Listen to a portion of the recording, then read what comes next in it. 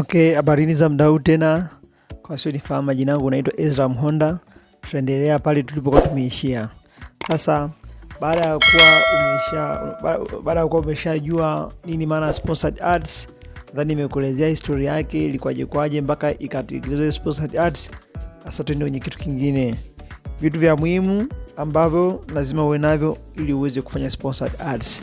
Ukijua vitu vya muhimu inakurahisishia kuliko nikufundisha sponsored ads, labda seti hiki pale, alafu ujui vitu gani nitakiwa uwe navyo. Kwa hiyo vitu hivi kwenye video hii nadhani nitaviongelea kwa kiufupi, ila vingine nitaviongelea kwa mapana zaidi kwenye video nyingine. Kitu cha kwanza ambacho lazima uwe nacho tunasema ni smartphone au kompyuta. Kama unavyofahamu, smartphone au kompyuta ndo vifaa ambavyo kwanza hizo account zote za mitandao unafungulia kupitia vifaa hivyo. Kwa hiyo ni muhimu sana uwe na nini? Uwe na smartphone au kompyuta. Kitu cha pili, uwe una account ya Facebook. Yes, naamini hapo kila mmoja nayo account ya Facebook. Kama una basi download application Play Store au Apple Store, application ya Facebook, ingiza majina yako basi. Kitu cha tatu tutasema uwe una ukurasa wa kibiashara Facebook. Sasa hapa nitaongelea detail nadhani kwenye video inayofuata jinsi ya kufungua ukurasa wa kibiashara Facebook, na hiyo tunaita business page. Kwa nini tuna business page? Tunasema kwenye account ya kawaida kwanza wamelimit mtu hawezi ukaadi marafiki zaidi ya 5,000. Unaona?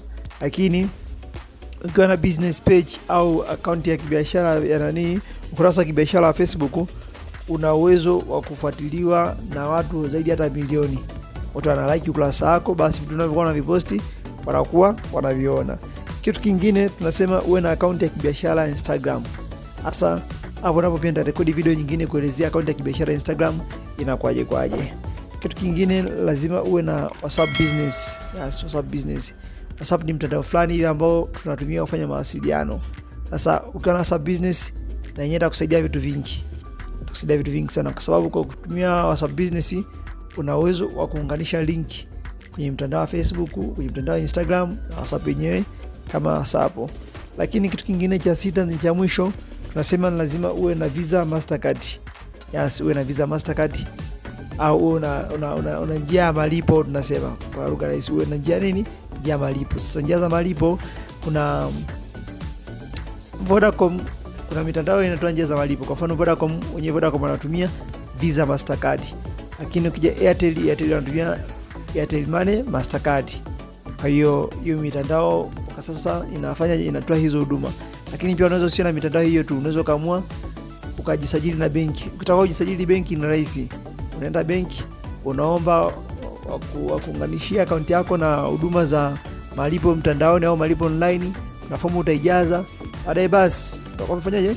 Umefanikisha zoezi hilo kwa uzuri kabisa. Sasa kwa video hii sitaki iwe ndefu sana, kama niishia hapo. Kwa hiyo hakikisha unakuwa na vitu vya msingi, vitu vyote vya muhimu. Kitu cha kwanza smartphone au computer, kitu cha pili account ya Facebook, kitu cha tatu ukurasa wa kibiashara wa Facebook, kitu cha nne account ya kibiashara ya Instagram, kitu cha tano WhatsApp business, kitu cha sita Visa Mastercard. Vipo vitu vingi. Na katika vitu ambavyo unatakiwa navyo, kitu kimoja ambacho sijakitaja, ndugu yangu, wewe una maarifa. Wewe una nini?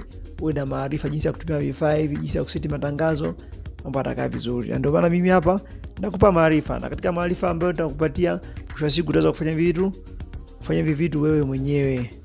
Asanteni.